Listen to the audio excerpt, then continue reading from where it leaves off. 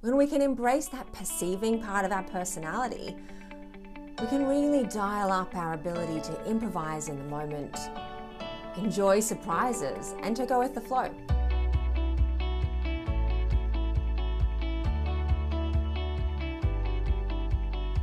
Welcome to Unlocking the Power of Your Personality Type.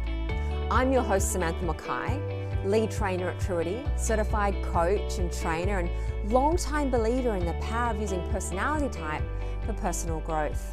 Now, it's really important to remember that your personality type, your Myers-Briggs type, is not a box you are locked inside of. You're not limited to just expressing those four preferences. Instead, I want you to think of it like a platform for understanding your natural strengths, your natural weaknesses, and as a guide as to where you can grow. And in this series, we're looking at your Myers-Briggs type as a series of processes, not preferences. And that allows us to look at the 8 elements of personality as a series of individual tools that you can use to help you navigate the daily challenges that arise, getting in the way of you achieving your goals and aspirations. And in this episode, we're going to be talking about how perceiving helps you, why you avoid it, and I have 4 strategies to help you practice using the perceiving part of your personality. So how does perceiving help us? Well, perceiving by definition focuses on taking in information, absorbing information, observing what's going on around us, and making no judgments, not making any decisions, just information gathering. It's almost like learning as much as you can, but without doing anything with that information. And it's almost like being a surfer on the ocean, sitting on your surfboard, just noticing the waves coming in and observing how each one is right now, how it was different from the last, and how it feels inside and around your body. And so when we're not making decisions, when we're just focused on the information, we start to learn more. We start to learn more about how our bodies work. We start to learn more about what's going on around us, what's changing in our immediate environment. We learn more about our past and how we've changed or taking in new information that we didn't see from before.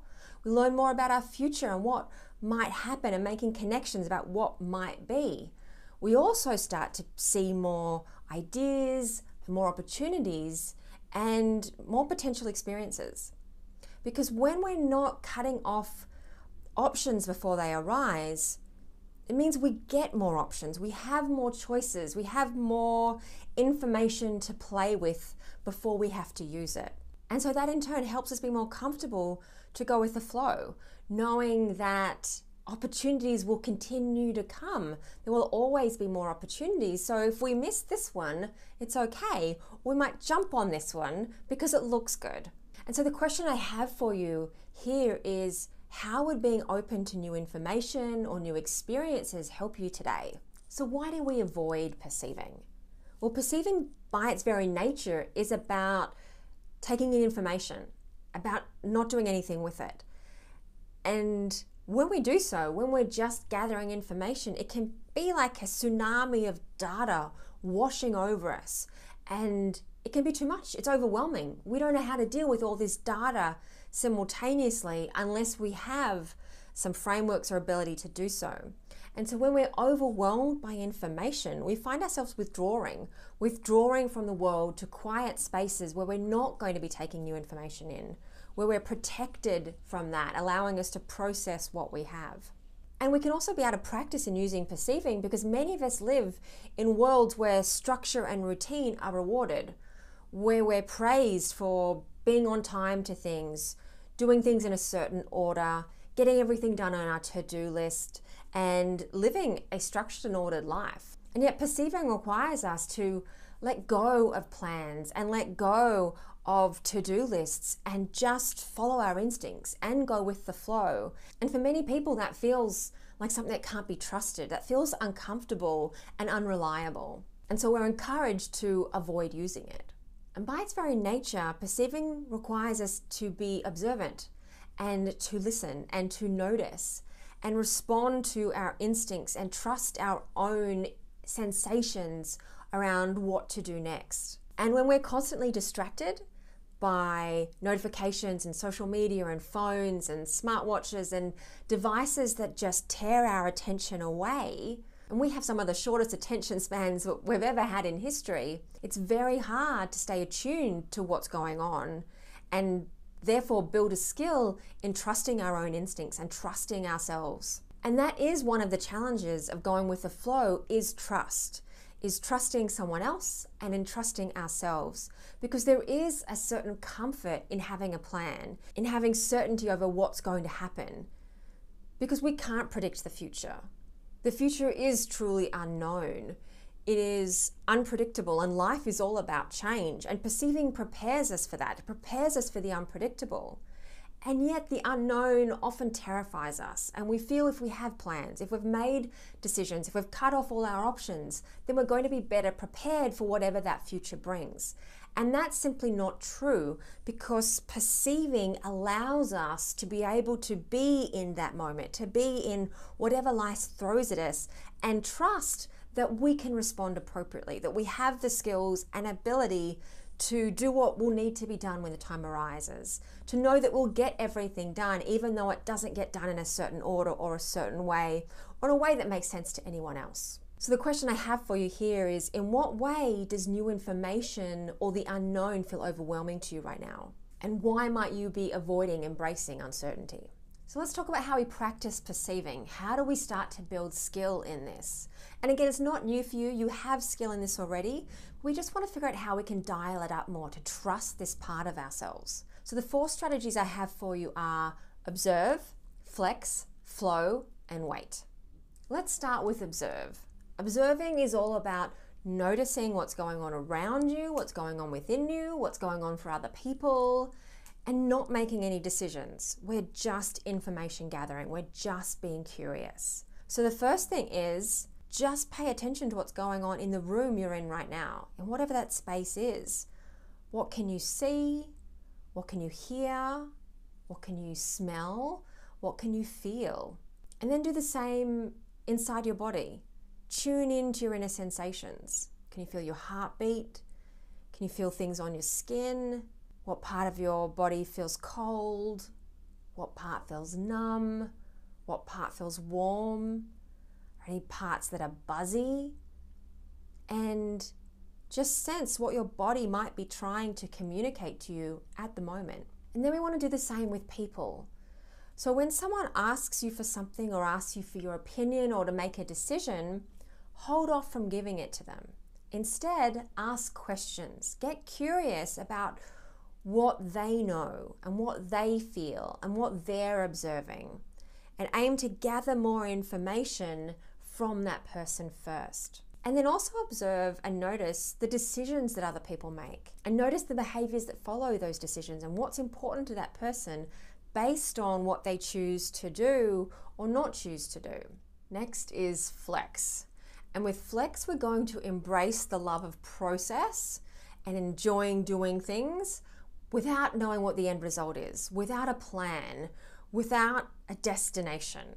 We're embracing the journey. So imagine traveling without knowing where you're going, like a mystery flight to somewhere random, or playing the left-right game on a road trip with no destination in mind.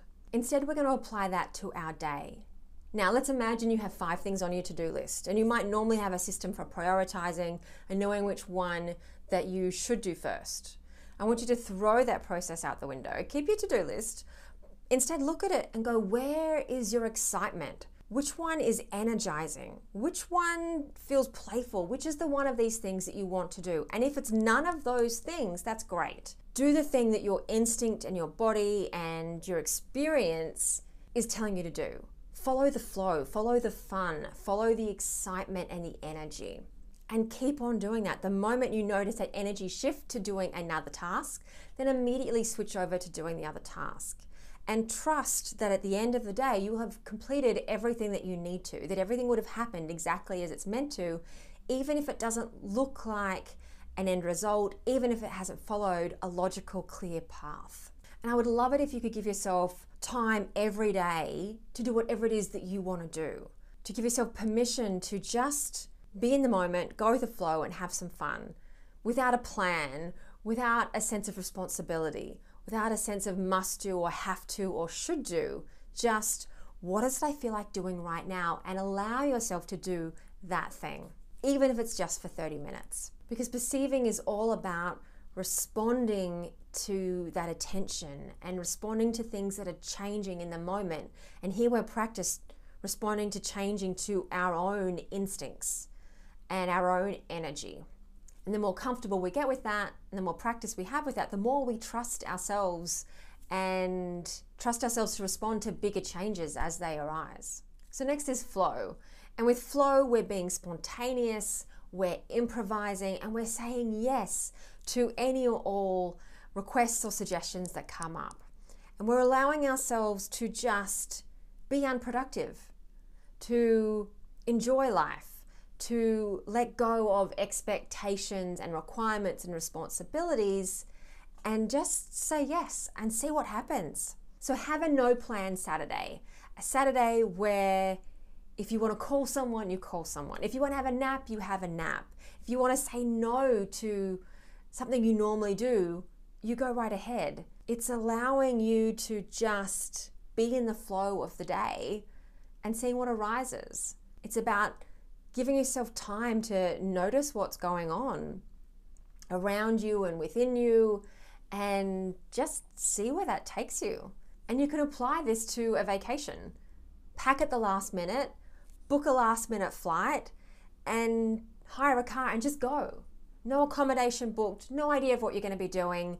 Just see what the world presents you with. And as you're doing so, allow yourself to let go of that inner voice that is critical and judgmental and telling you you're doing it wrong or you're not meant to be doing it at all. Let go of that voice and allow yourself to just flow and see what happens. And finally, we have waiting. And waiting is where we're going to put off making decisions. We're not going to take action, and we're going to see what emerges from that process. So the first way to practice this is think of 3 decisions you need to make this week, big or small, and put them off for a week while you gather more information. Do not make that decision this week. Plan to make it next week. You can also practice this by starting a task much closer to the deadline than you normally be comfortable with. Delay things, put them off, wait. And really just see what happens with that waiting. See how it makes you feel. A lot of it will be you being uncomfortable, but other things will emerge in that time while you're waiting, and notice what those are, what you normally would have not allowed to happen. And so then you can start to notice the positive aspects of waiting, of not taking action, the benefits of just being and allowing and observing, and just that pause. Because it doesn't matter whether you're a perceiver or a judger, some of us get stuck wanting to take action all the time. We feel more comfortable when we're doing something rather than when we're pausing and waiting.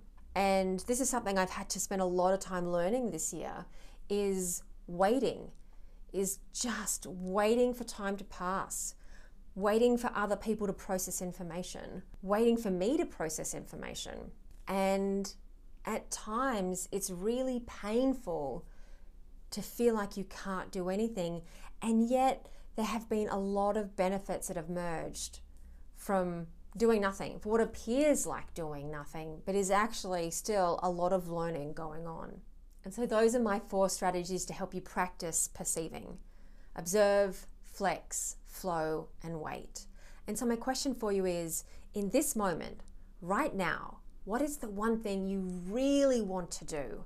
And can you give yourself permission to do that? Even if it's in an altered, unusual form, can you allow yourself and create space to indulge in or do this thing that you really want to do?